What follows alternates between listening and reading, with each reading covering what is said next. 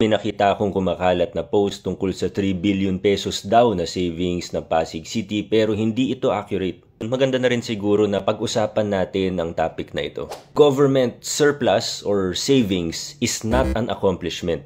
Hindi dapat nag-iimbak ng pera ang gobyerno. Dapat nilalabas ito para tulungan ng mamamayan at para na ring palaguin ang ekonomiya. It's true that Pasig has had relatively big savings in the last years, but it's more important to understand why. There are two major reasons. Una, malaki ang natitipid natin. Wala nang kickback, wala nang SOP, tunay na open bidding.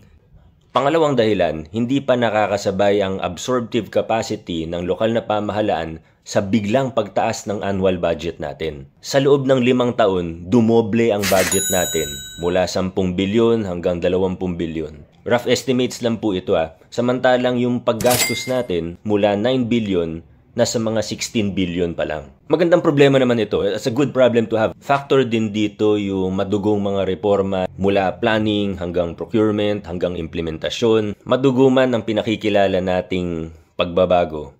Ang resulta nito ay mas nakakasiguro tayo na magagamit ng tama at maayos ang ating pondo sa hinaharap. Nagtatanim tayo ng maayos ngayon para mas gumanda pa ang aanihin natin bukas.